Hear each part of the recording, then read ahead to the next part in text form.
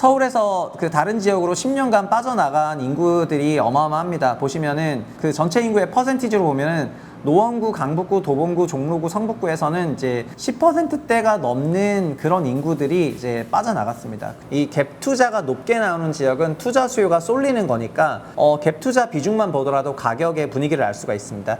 참고로 서울의 갭 투자는 23년에 서울 전체의 30%밖에 안 됐습니다. 서울 평균으로는 50%였는데 23년은 30%였습니다. 그럼 23년 작년이 얼마나 실수요자 시장이었는지 알 수 있겠죠? 올해는 40%입니다. 그러니까 작년보다 올해는 서울에 투자 수요가 많이 붙었어요.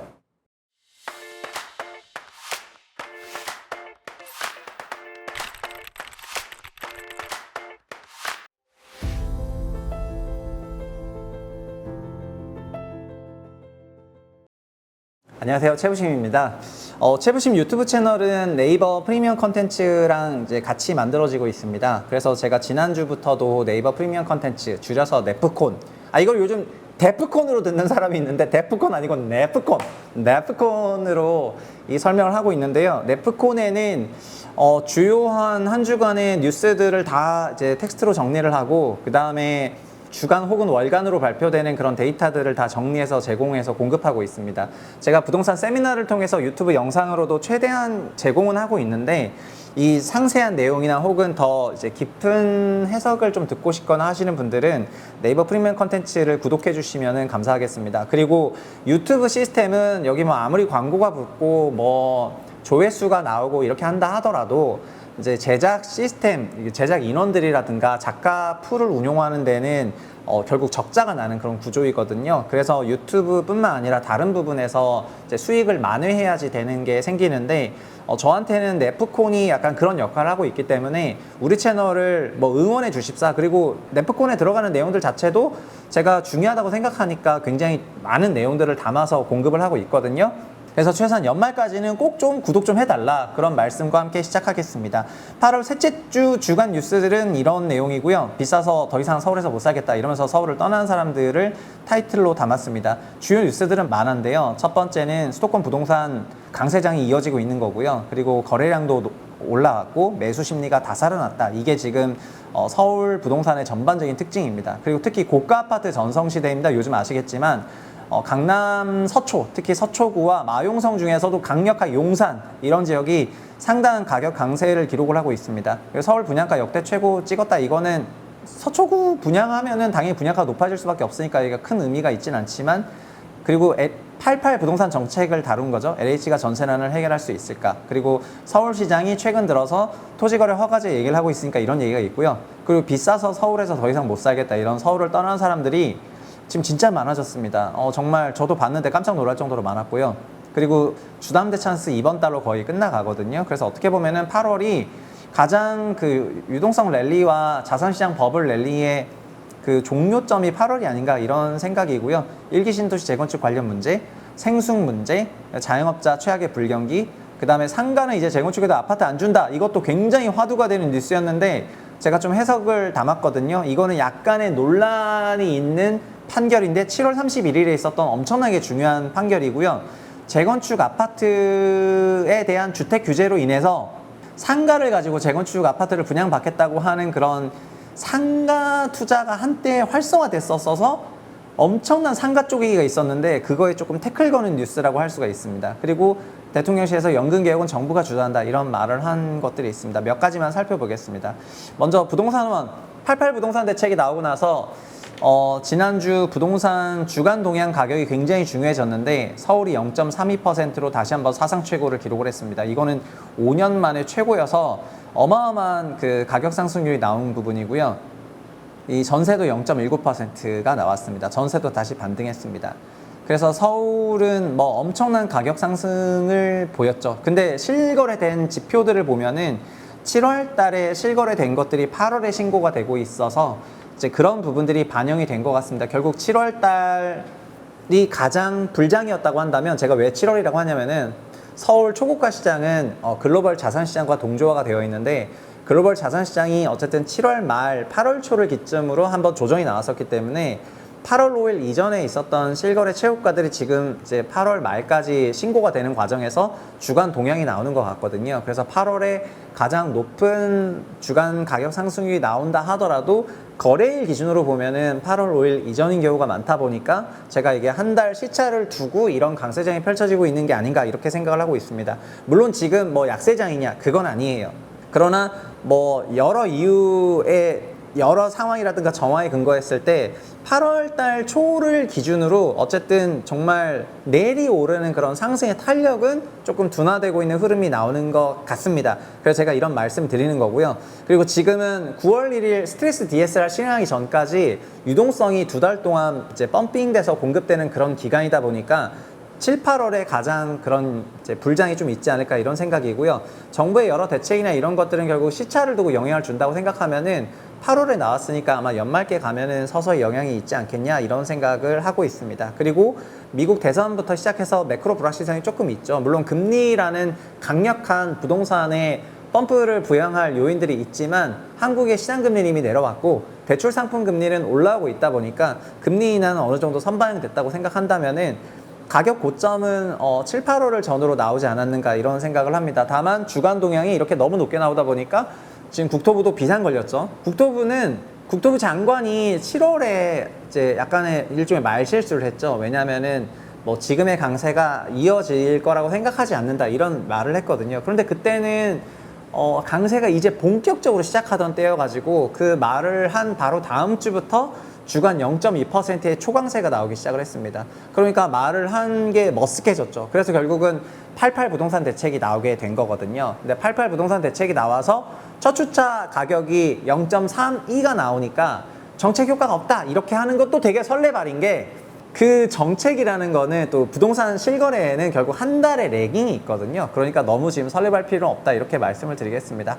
어쨌든 7월 달에 엄청난 그런 상승장이 있었는데 전국적으로 보면은 서울이 0.3이잖아요. 그럼 대전이 이제 마이너스 0.02. 그러니까 여기랑 대전이랑 대구 마이너스 0.11 이런 데는 부동산 시장이 정말 말도 안 되는 그런 차이가 있는 거거든요.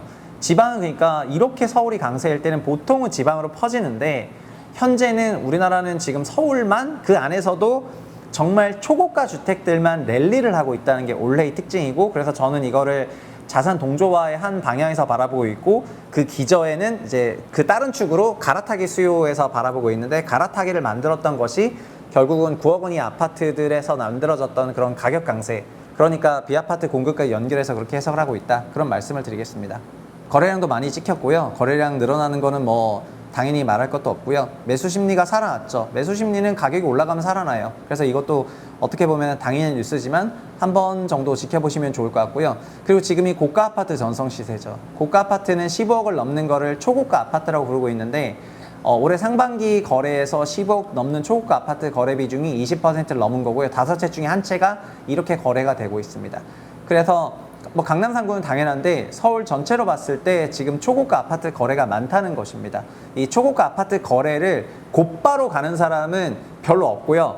갈아타면서 가는 사람이 많다는 것입니다. 갈아타면서 가는 것은 9억 원 이하를 팔면서 15억 이하로 15억 이하를 팔면서 15억 초과로 이렇게 갈아타는 시장이 지금 서울 전체 거래의 거의 60%를 차지하고 있습니다. 그러니까 이 갈아타는 시장의 그 처음부터 밀어내는 일반 아파트 가격의 강세 이것이 결국은 초고가 아파트의 강세 한 축이고 두 번째는 자산시장 동조화가 한 축이다 그렇게 말씀을 드리겠습니다. 그리고 가장 중요한 거 오늘 이거 설명하면 저는 이제 오늘 영상 다 했다고 생각이 되는데요. 이게 머니투데이에서 갭투자 비중을 공개했습니다. 이 갭투자가 높게 나오는 지역은 투자 수요가 쏠리는 거니까 갭투자 비중만 보더라도 가격의 분위기를 알 수가 있습니다. 참고로 서울의 갭투자는 23년에 서울 전체의 30%밖에 안 됐습니다. 서울 평균으로는 50%였는데 23년은 30%였습니다. 그럼 23년 작년이 얼마나 실수요자 시장이었는지 알 수 있겠죠? 올해는 40%입니다. 그러니까 작년보다 올해는 서울에 투자 수요가 많이 붙었어요. 올해 갈아타기 사람이 많다 이렇게 얘기를 하지만 갈아타면서 갭 투자하는 분도 계시거든요. 그러니까 올해는 투자 수요가 많이 붙어 있는 그런 상황입니다. 근데 역대 최고 갭 투자를 하고 있는 데가 어디냐? 현재 용산입니다. 용산 올해 이게 올해 전체에서 67%가 용산 갭 투자입니다. 서울의 용산 갭 투자율 피크가 거의 지금 이 정도 찍고 있으니까 어마어마하다고 말씀을 드리겠습니다. 그래서 용산이 지금 가장 높은 상승률이 나오고 있습니다. 왜죠?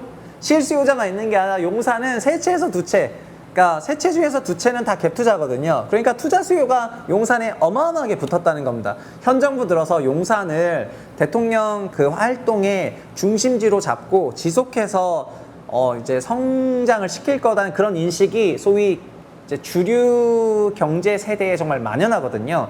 그러다 보니까 이 용산에 정말 엄청난 투자 수요가 몰려가지고 이렇게 많이 이제 몰려져 있습니다. 참고로 전 용산이 미래의 한국의 중심지가 될 거라는 생각 안 하고 있습니다. 그 내용 알고 계시죠? 저는 강남 서초가 미래의 중심, 혹은 잠실이 미래의 중심이 될 거라는 생각은 하지만은 용산이 그럴 거라는 생각은 아예 안 하고 있습니다. 근데 용산이 이렇게 엄청난 갭 투자를 하고 있는 걸 보면은 뭐 제가 틀리던가 뭐 이제 시인을 해야 되겠네요. 두 번째는 서초구인데요. 서초구는 토지거래 허가제에서 많이 지정된 데가 없잖아요. 토지거래 허가제 지정된 데가 없다시피 하다 보니까 서초구는 정말 갭 비중이 높습니다. 강남은 작년은 정말 진바닥이었고요. 30%대인데 올해 50% 강남 올라왔어요. 강남 어디서 그 갭 투자를 하냐? 강남의 토어제가 아닌 지역에서 일제히 갭 투자를 한다, 이렇게 생각하시면 되겠습니다. 그리고 마포 어마어마하다가 마포 내려왔고 지금 올라왔고요. 송파 어마어마하다가 송파 내려왔고 약간 회복했고요. 성동구는 엄청 높았지만 지금 갭 투자가 거의 없습니다. 그래서 마용성이라고 하지만은 성동구는 주택가격 상승률이 높지 않습니다. 왜죠? 갭 비중이 작기 때문입니다. 그러니까 이 자금조달 계획서라는 거는 2017년에 처음 도입이 됐거든요. 서울의 투기과열지구로 지정됐던 지역부터 서울 전체가 그때 투기과열이었으니까 서울 25개 구를 다 지정을 했고 17년부터 데이터가 있습니다. 제가 이걸 2018년에 분석을 해서 19년에 쓴 책도 있어요. 근데 이때부터 갭 비중이 높은데 주택가격 상승률이 높게 나왔고 갭 비중이 낮을수록 주택가격 상승률이 높게 나왔습니다. 이게 현재 서울시가 기준인데요. 지금 지방의 경우에는 자금조달 계획서를 안 쓰는 지역이 많다 보니까 자조서 집합이 안 되는 지역이 많지 않지만 지방 부동산 안 봐도 뻔하겠죠. 갭 투자 비중이 현저히 내려갔겠죠. 그리고 작년에 주택가격 상승률이 낮았던 거는 실수요 마켓으로 변했기 때문에 이렇게 된 거잖아요. 그래서 올해 서울이 갈아타기 수요율에 실수요율에 다 이렇게 생각하시겠지만 서울 안에서도 주택가격 상승률이 높은 지역은 갭 투자 수요가 어마어마하다, 이렇게 말씀을 드리겠습니다. 이 갭 투자 다 어디서 하냐, 내 주변에 실수요밖에 없던데, 이런 말씀 하시는 건데, 실수요로 갈아타는 분도 계시지만 그렇게 종전주택 처분하면서 갭하는 분도 많거든요. 그래서 이 데이터가 있는데, 이 머니투데이에서 이 데이터를 가지고 저한테 자문 요청을 한번 했기 때문에 저도 자문을 하면서 데이터를 좀 봤습니다. 그래서 나중에 기회가 되면은 이제 이 내용을 좀 더 자세히 전달해 드릴 수 있을 것 같고요.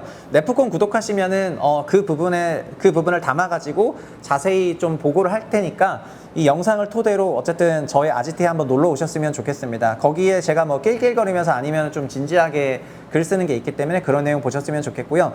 그리고 나머지 내용들은 이번 주 세미나를 통해서 조금 전달해 드렸으니까 오늘 요 정도로 하겠고요.